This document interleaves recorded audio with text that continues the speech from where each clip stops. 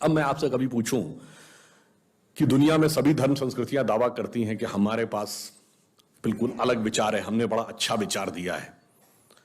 अगर हम आपसे पूछें कि हमारी संस्कृति में ऐसा क्या है जो दूसरे में नहीं है, बहुत से लोग कहेंगे साहब उसमें बड़ा सदाचरण की बात कही गई, नैतिकता की बात कही गई। तो लोग कहेंगे ठीक है भाई, दूसरी जगह भी कही गई, शायद कोई फॉलो करता है या नहीं करता। पर मैं अगर आपसे पूछूं कि वो चीज बताइए जो हमारे यहां लिखी और दूसरी जगह लिखी ही नहीं है, वो क्या है? आप सबने नाम सुना होगा, वैदिक mathematics. Have you ever heard of mathematics as a part of religious text? ये सिर्फ हमारे यहां है। गणित धार्मिक पुस्तक का हिस्सा है।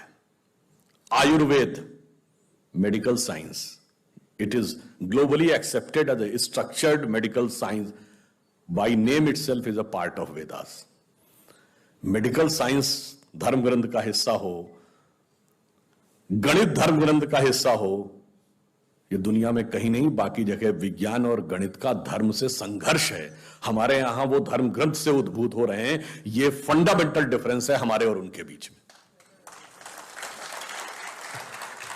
और इतना ही नहीं, मैं कभी आपसे, आप लोगों ने ध्यान दिया हो अगर, गणित की जो खोज है, वैसे तो बहुत सारी चीजें थी जो अंग्रेजों के आने के बाद छुपा दी गई, क्वाड्रेटिक इक्वेशन हो, अलजेब्रा हो, ट्रिग्नोमेट्री हो, ये सारी चीजें। मगर एक ऐसी चीज है जो कमोबेश सभी लोग मानते हैं, चलो ये तो मान ही लेते हैं कि भारत ने दिया। वो क्या था? शून्य।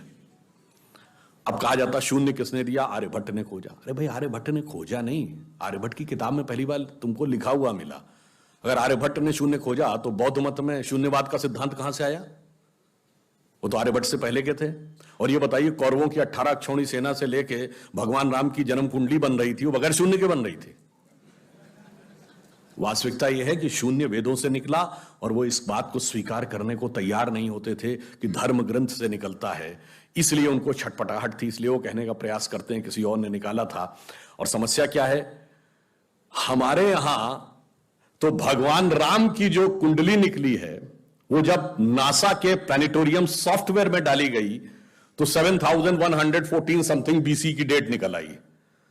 अब बताइए, वैसे तो मैं नहीं मानता कि वो डेट सही है, उसके अंदर नक्षत्रों का कैलकुलेशन किया जाए तो बहुत पीछे आएगा, परंतु बताइए, उन लोगों ने हमको समझा दिया कि हम अवैज्ञानिक हैं और हम अंधविश्वासी हैं, जिनमें किसी एक के यहां लिखा है कि धरती चपटी है और एक के में लिखा धरती के चारों तरफ सूरज घूमता है। और ऐसे महान ज्ञानदेव पाड़े लोगों ने हम लोगों को समझा दिया कि हम अनसाइंटिफिक थे और धरती को चपटी और धरती को इस सौरमंडल का केंद्र कहने वाले लोग वैज्ञानिक थे। आज भी जब सूर्य ग्रहण या चंद्र ग्रहण होता है, आप नासा की ऑब्जर्वेटरी बताती है ना, 1950 से पहले नासा नहीं था।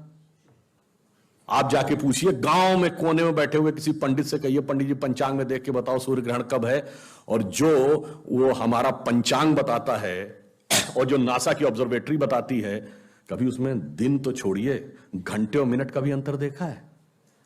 हमारा तो कैलकुलेशन 5500 साल से एज इट इज चला रहा है, और उसके बाद उन्होंने हमें बताया कि हम अवैज्ञानिक हैं।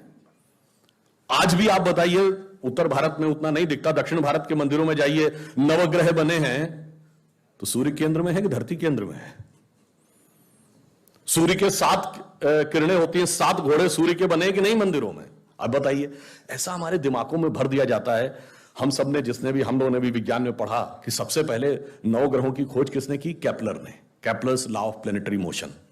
हम सब ने, जिसने फिजिक्स पढ़ी होगी 10वीं 11वीं 12वीं में, कभी न कभी Kepler's law of planetary motion पढ़े होंगे कि केपलर ने सबसे पहले बताया कि 9 ग्रह होते हैं। अब ये बताइए, इधर जब हम पूजा करते हैं तो पंडित जी हाथ में जल ले क्या बोलते हैं? ब्रह्मा मुरारी त्रिपुरांतकारी भानु शशि भूमि सुतो बुधश्च और गुरुश्च शुक्र शनि राहु केतु सर्वे ग्रहा शांति करो भवन्तु। अब ये 9 ग्रहों के नाम केपलर बताए थे कि पंडित जी बताए हैं, और हजारों साल से बता रहे हैं। और उसमें मजे की बात यह है कि मंगल के लिए भूमि सुत, यानी भूमि का बेटा, धरती का बेटा शब्द है। या अब जाके साइंस ने यह कन्फर्म किया है कुछ समय पहले कि एक थ्योरी है कि कभी एक जमाने में बहुत बड़ा एस्टेरॉयड टकराया था कि धरती से, और धरती का एक टुकड़ा अलग हो गया था, वही टुकड़ा बाद में मंगल बन गया। और भूमि सुत हमारे यहां लिखा हुआ, मंगल के पर्यायवाची में भूमि नंदन भूमि सुत जैसे शब्द हैं। अब आप देखिए क्या वैज्ञानिकता है और कैसे उसको इसमें सम्मिलित किया गया। मैंने क्यों बताया, हमारे यहां विज्ञान